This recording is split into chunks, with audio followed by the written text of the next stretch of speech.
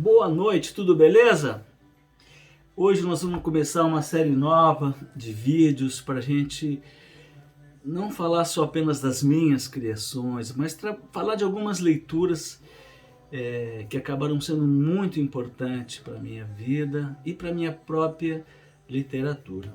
Hoje nós vamos conhecer um autor maravilhoso chamado Baltasar Gracián, e a tradução aqui dessa versão chama-se Arte da Sabedoria, 300 máximas para entender a natureza humana.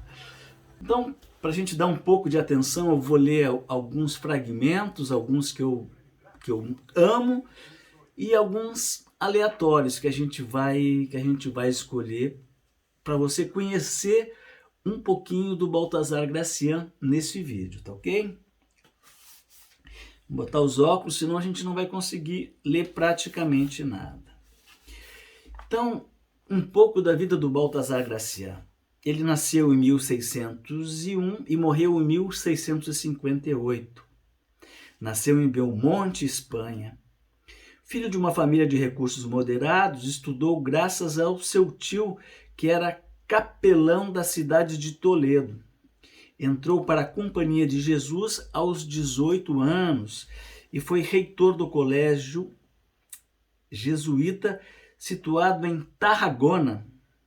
Era um arguto observador da natureza humana e das artimanhas do poder, que expôs com impressionante concisão e lucidez em suas obras. Filósofo e literato, escreveu 6 livros, alguns sobre estilo e arte da escrita e outros publicados sobre pseudônimos, sobre a ética da vida humana, como O Herói, de 1637. Então essa tradução aqui é da Ieda Moroia, segunda edição, Viva Livros, Rio de Janeiro 2016. Então eu vou ler os 3 primeiros aforismos para a gente ter uma ideia dessa brincadeira de você se encontrar com um pensador dessa estirpe e desse porte. Tudo alcança a perfeição e tornar-se uma pessoa de verdade constitui a maior perfeição de todas.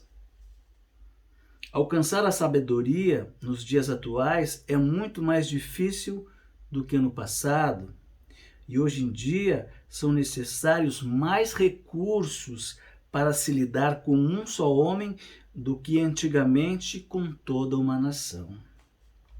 Caráter e inteligência, aforismo número 2. São as características que fazem brilhar as qualidades. Um sem o outro proporciona apenas uma felicidade parcial. Não basta ser inteligente, também é preciso ter caráter. O tolo fracassa por desconsiderar sua condição, posição, origem e amizades. 3. Manter o mistério. O êxito inesperado cativa e conquista a admiração. Ser transparente demais não é útil nem de bom gosto. Quando você evita chamar a atenção de imediato, desperta curiosidade, principalmente em relação a assuntos importantes que geram grandes expectativas. O mistério provoca veneração. Mesmo ao se revelar, convém evitar a franqueza total e não permitir que todos conheçam o seu íntimo. Olha que maravilha! É no silêncio cauteloso que a prudência se refugia. As decisões, uma vez declaradas, não são valorizadas como deveriam e permitem críticas. Em caso de falhas, o resultado é 2 vezes pior. Para manter a atenção e o interesse das pessoas, mantenha o mistério, a exemplo da sabedoria divina. Então, o livro ele é organizado nesses aforismos que tem sempre um título, né? O 4, conhecimento e coragem se unem no caminho da grandeza. 5. Tornar-se indispensável. 6. Alcançar a perfeição. Aqui, não se sobressair ao chefe, não ceder às paixões. Olha que bacana o número 8 aqui. Não ceder às paixões, a qualidade espiritual mais elevada. Amenizar os defeitos característicos de seu país. Número 10, sorte e fama. 11, relacionar-se com pessoas que tenham algo a ensinar. Natureza e arte, matéria e obra.